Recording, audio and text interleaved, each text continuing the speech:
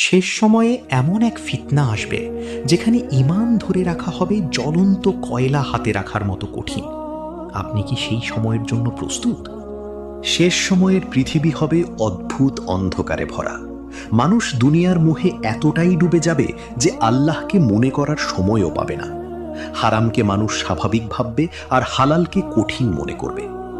রাসূল মুহাম্মদ সাল্লাল্লাহু আলাইহি ওয়াসাল্লাম সতর্ক করেছিলেন, এক সময় এমন আসবে যখন সত্যবাদীকে মিথ্যাবাদী বলা হবে আর মিথ্যাবাদীকে সত্যবাদী মনে করা হবে। তখন মানুষের অন্তর থেকে দয়া ও তাকওয়া কমে যাবে। নামাজ পড়া মানুষকে নিয়ে হাসাহাসি করা হবে। অনেক মুসলমান শুধুই নামে মুসলমান থাকবে, কিন্তু তাদের জীবন হবে ইসলামের বাইরে। সেই সময়ে ঈমান বাঁচিয়ে রাখা হবে সবচেয়ে বড় যুদ্ধ। তাই আজ থেকেই আমাদের হৃদয়কে কুরআনের আলোয় ভরিয়ে তুলতে হবে। এক ভয়ঙ্কর পরীক্ষা হবে দাজ্জালের ফিতনা।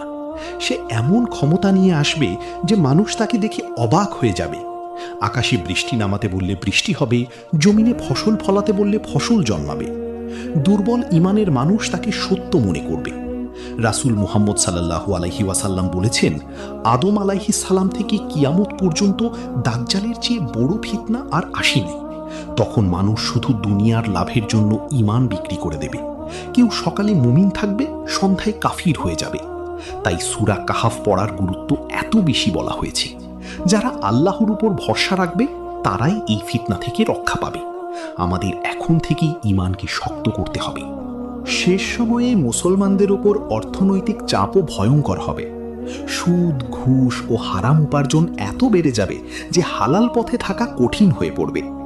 মানুষ টাকার জন্য আত্মীয়তা ভেঙে দেবে, ভাই ভাইয়ের শত্রু হয়ে যাবে। অনেকেই শুধু দুনিয়ার আরামের জন্য আল্লাহর আদেশ ভুলে যাবে। তখন অল্প সংখ্যক মানুষই হালাল রিজিকের উপর ধৈর্য ধরবে। রাসূল মুহাম্মদ সাল্লাল্লাহু আলাইহি ওয়াসাল্লাম বলেছেন, এমন সময় আসবে যখন মানুষ হালাল হারামের পার্থক্য করবে না। এই পরীক্ষা হবে খুব কঠিন, কারণ ক্ষুধা ও অভাব মানুষকে দুর্বল করে দেয়। কিন্তু যে আল্লাহর উপর ভরসা রাখবে, আল্লাহ তার জন্য অজানা পথ থেকে সাহায্য পাঠাবেন।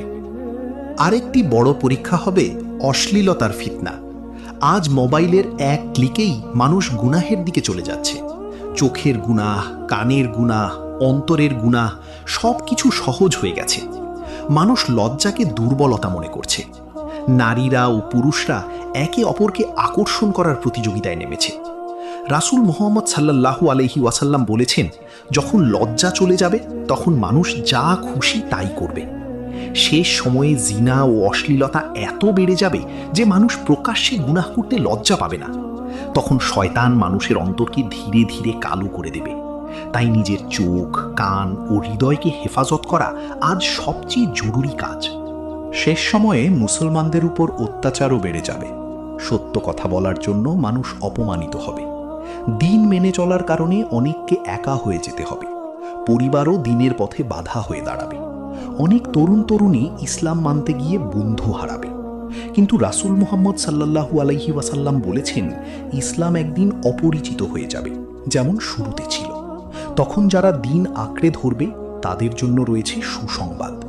এই কঠিন সময়ে ধৈর্য হবে সবচেয়ে বড় অস্ত্র, কারণ প্রতিটি কষ্টের পরেই আল্লাহ সহজই দেন। তাই মানুষের ভয় নয়, আল্লাহর সন্তুষ্টিকেই বড় মনে করতে হবে।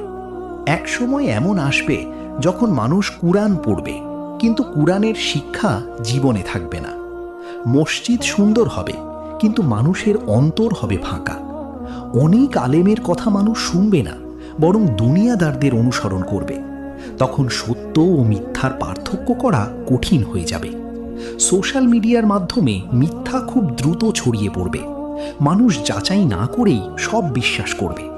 রাসূল মুহাম্মদ সাল্লাল্লাহু আলাইহি ওয়াসাল্লাম বলেছেন, শেষ সময়ে মিথ্যা ব্যাপকভাবে ছড়িয়ে পড়বে।